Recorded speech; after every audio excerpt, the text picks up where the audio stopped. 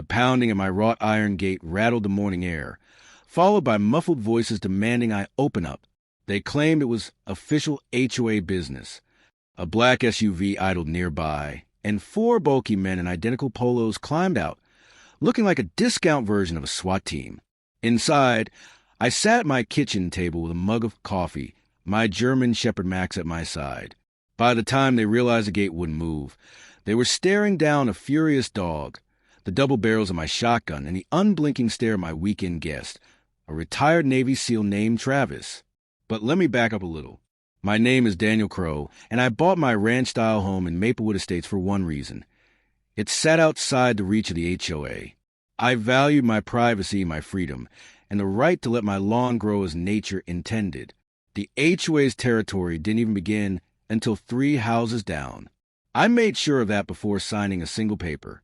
Then came Pamela Driggs, the self-appointed queen of the HOA. She was the kind of neighbor who measured grass height with a ruler and sent violation notices for Christmas lights that lingered a day too long. For reasons known only to her, she decided my home was a blight on the neighborhood, even though her own front yard looked like a flamingo graveyard thanks to faded plastic birds. Pamela wasn't one to take no for an answer. Her first strike was paperwork. Phony letters demanding back dues for years of HOA membership I didn't owe. When I ignored them, she escalated with threatening emails about neighborhood standards that didn't apply to me. The flyers shoved into my mailbox became increasingly unhinged, with phrases like mandatory beautification and community cohesion violations underlined in red ink. I kept them all neatly filed away under evidence, because I could smell a legal battle on the horizon. When paper threats failed, she got personal. Late-night drive-bys with HOA cronies snapping photos of my house, at 2 a.m. drones buzzing over my backyard during barbecues, sending Max into fits of righteous fury. Then came the rumor mill. Claims that I ran a meth lab because a storm once made my porch light flicker, that I was breeding dangerous dogs because Max barked at trespassers, even that I operated an illegal auto shop because I changed my own oil in the driveway. On the neighborhood social media page, she spun tales of non-HOA properties harboring criminal elements. Most neighbors knew better, but her little cult of rule enforcers believed every word. After months of the suburban warfare, she made her boldest move yet. She accidentally sent me a text meant for one of her underlings, outlining how her compliance team would handle me. That Saturday, the SUV rolled up and 4 hired toughs poured out in khakis and polos embroidered with neighborhood compliance, as if that gave them authority. The largest one pounded on my gate, yelling about jurisdiction and standards, while the others tried to look menacing along the fence line. What Pamela hadn't counted on was Travis. He had stopped by the night before for a quiet weekend of fishing and catching up. 3 tours in Afghanistan had honed his instincts, and now he worked as a security consultant. Polite phrasing for a man you don't want to cross. When the banging started, he looked up from organizing his tackle box with the same calm intensity I'd seen on him during training exercises. With a faint grin, he said, "Give me 10 minutes. They'll be begging for witness protection."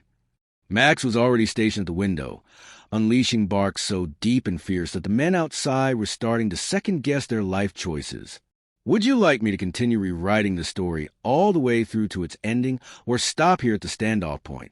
Travis rose slowly, stretching his shoulders until his joints cracked in a way that sounded more like a warning than anything else.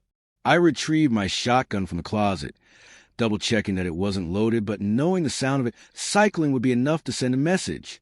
Together, we stepped out onto the porch with Max at our side, his fur bristling and lips pulled back into what I call his customer service grin. I flipped on the floodlights, even though the sun was high. The sudden glare made the 4 men squint and shift uneasily. I racked the shotgun, the sharp metallic sound echoing through the yard. The youngest of the group, maybe mid-20s at best, whimpered and stumbled back a few steps. Travis leaned against the porch railing, casual but commanding, and called out, "Morning, gentlemen. I was just telling my friend here about the many ways to dislocate a shoulder. Would you care for a live demonstration?" The largest man, the one built like a refrigerator, puffed himself up and declared, "We're here on official HOA business. You need to open this gate and sign these papers." Travis let out a laugh, one that wasn't warm or friendly. He replied, calm as ice, "The only thing official here is that you're trespassing. That dog is trained to protect this property, and believe me, he's being far more polite than I am. The Navy didn't teach me restraint."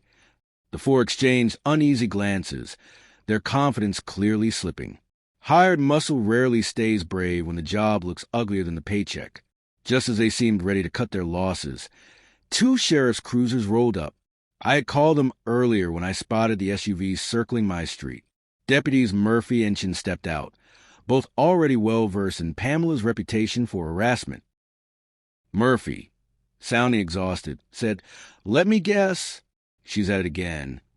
The sight of four polo-clad men being frisked against my gate, while Max barked in triumph, was nothing short of perfect. The biggest one tried to explain they were just doing a job, but Chin shut him down immediately. Yeah, a job that looks a lot like trespassing and harassment.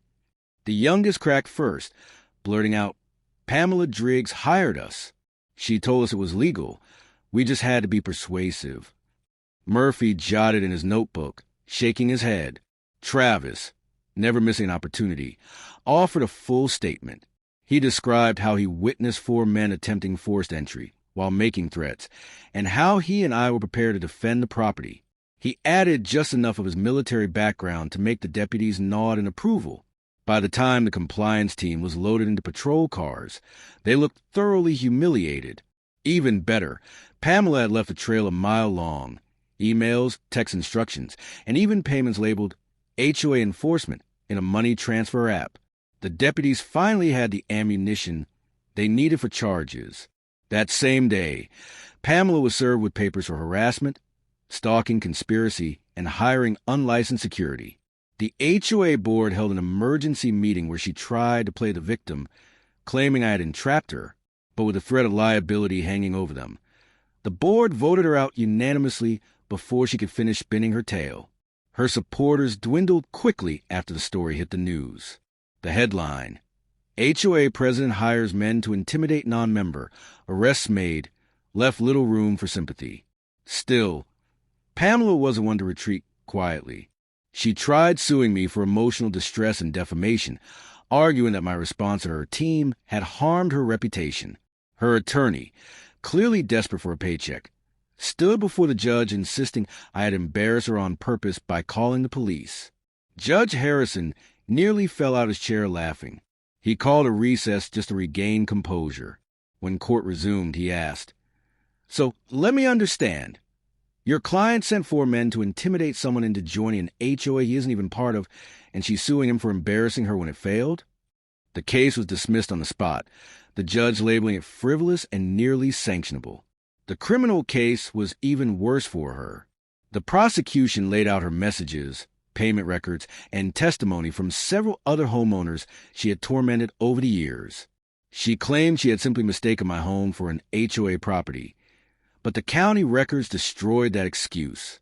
The judge sentenced her to 2 years probation, 300 hours of community service, explicitly prohibited from anything HOA-related, and $20,000 in fines. Her stunned reaction, mouth opening and closed like a fish out of water, was almost worth the entire ordeal. Would you like me to polish this further into a smoother, more novel-like flow, or keep it closer to the cinematic, storytelling style?